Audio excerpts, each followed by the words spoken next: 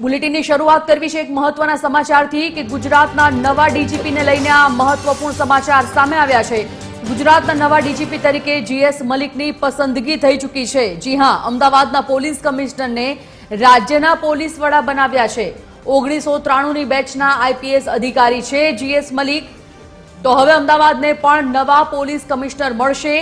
KLN Rao CID crime અને jail વિભાગીયમાં યથાવત રહી શકે છે, શક્યતાઓ તેમની જોવામાં આવી રહી છે। હાલ તો સત્તાવાર ઓર્ડર બહાર આવી ગયો છે।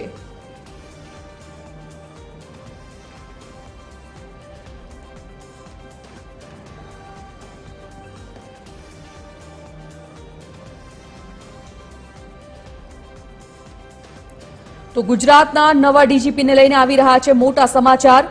ગુજરાતના નવા ડીજીપી તરીકે જીએસ મલિકની પસંદગી કરવામાં આવી છે। અમદાવાદ પોલીસ કમિશનરને રાજ્યના પોલીસ વડા બનાવ્યા છે। ફોન લાઈન પર સંવાદદાતા ભાવેશ રાજપૂત જોડાઈ ગયા છે। ભાવેશ, ગુજરાતના નવા ડીજીપી તરીકે જીએસ મલિકની પસંદગી પાછળ સૌથી મોટું કારણ શું હોઈ શકે? સંજીવની વાત કરવામાં આવે તો છેલ્લા ઘણા દિવસોથી જે વાતો ચર્ચામાં ચાલી રહી હતી કે ગુજરાત રાજ્યના પોલીસ વડા કોણ બનશે, તે તમામ જે અટકળો છે તેનો અંત આવી ચૂક્યો છે અને અમદાવાદ શહેર પોલીસ કમિશનર જીએસ મલિકને ગુજરાત રાજ્યના ડીજીપી તરીકેની જવાબદારી સોંપી દેવામાં આવી છે। આ અંગેનો સત્તાવાર ઓર્ડર પણ થઈ ચૂક્યો છે। વાત કરવામાં આવે તો કારણોમાં તો જે પ્રકારે આપણે ગુજરાત રાજ્યમાં જોઈ શકીએ છીએ કે જે સિનિયોરિટી પ્રમાણે જે આઈપીએસ અધિકારીઓ હોય તેમને ડીજીપીની નિમણૂક કે જવાબદારી સોંપવામાં આવતી હોય છે। અત્યારે હાલ વાત કરીએ તો ગુજરાત રાજ્યમાં સિનિયર આઈપીએસ અધિકારીઓમાં ડોક્ટર KLN રાવ છે, જીએસ મલિક છે કે જે સૌથી સિનિયર અધિકારીઓ છે। KLN રાવની વાત કરીએ તો તેઓ અત્યારે CID ક્રાઇમના વડા છે અને તેમની પાસે જેલ વિભાગનો પણ ચાર્જ છે અને તેમની પાસે અત્યાર સુધીમાં ડીજીપી તરીકેનો જે જવાબદારી છે તેનો પણ ચાર્જ સોંપવામાં આવ્યો હતો, પરંતુ અત્યારે જે ઓર્ડર કરવામાં આવ્યો છે તેમાં જીએસ મલિકને ડીજીપી તરીકે મૂકી દેવામાં આવ્યા છે અને હવે CID ક્રાઇમના વડા તરીકે જ્યારે KLN રાવ ફરજ બજાવે છે। હવે જેલ વિભાગમાં પણ તેઓ અત્યારે ચાર્જમાં છે, ત્યારે જેલ વિભાગમાં કોણ અધિકારી મૂકવામાં આવશે કે કેમ, તે એક સવાલ છે। બીજી તરફ વાત કરીએ તો અમદાવાદ શહેર પોલીસ કમિશનરની જગ્યા છે તે હવે ખાલી થઈ છે।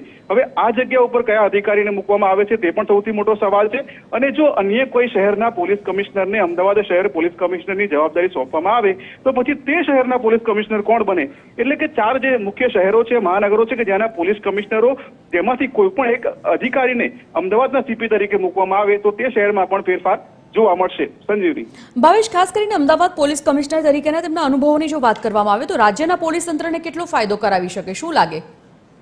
વાત કરીએ તો 1993ની બેચના આઈપીએસ અધિકારી છે જીએસ મલિક અને તેઓ ગુજરાતના અલગ અલગ શહેરોમાં ડીસીપી થી લઈને SP તમામ જે અધિકારીઓની જે કક્ષા કેડરો છે તેમાં ફરજ બજાવી ચૂક્યા છે।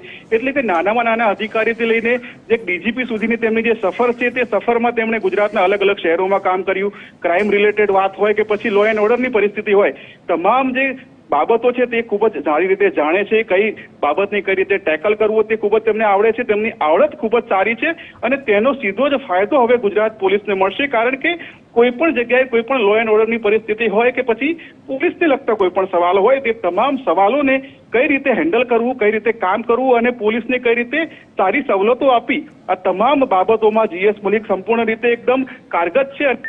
તેનો સીધો જ ફાયદો ગુજરાત રાજ્યના તમામ પોલીસ કર્મચારીઓ અને અધિકારીઓને મળશે। સંજીવની, ધન્યવાદ ભાવેશ સમગ્ર જાણકારી માટે।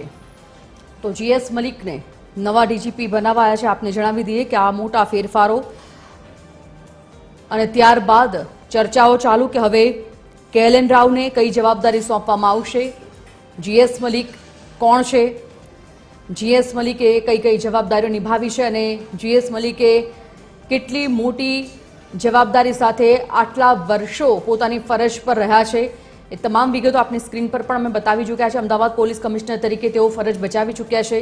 કેટલાક વર્ષ માટે દિલ્હીમાં ડેપ્યુટેશન પર પણ હતા તેઓ અને ત્યારબાદ અમદાવાદ, વડોદરા, ગાંધીનગર, નર્મદામાં પણ તેઓ ફરજ પર રહી ચૂક્યા છે। આ તમામ શહેરોમાં ફરજ નિભાવી ચૂક્યા છે। જિલ્લાઓમાં BSFના વડા તરીકે પણ ફરજ બજાવી ચૂક્યા છે જીએસ મલિક। એટલે કે ઘણા બધા શહેરોમાં, ઘણા જિલ્લાઓમાં તેમને મોટી જવાબદારી નિભાવી છે। સરહદ પર અને રેન્જમાં પણ તેઓ સારી એવી ફરજ પર હતા। 1993ની બેચના આઈપીએસ અધિકારી છે જીએસ મલિક।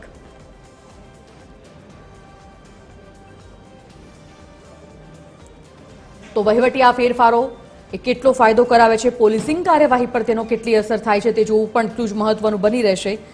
અમદાવાદને નવા પોલીસ કમિશનર હવે મળશે KLN રાવ. CID ક્રાઇમ કે જેલ વિભાગીયમાં રથાવત રહેશે કે કેમ તે જોવું પણ એટલું જ મહત્વનું બની રહેશે. હાલ તો ઓર્ડર જે બહાર આવ્યો છે, ગુજરાતના નવા DGP તરીકે GS મલિકની પસંદગી થઈ ચૂકી છે.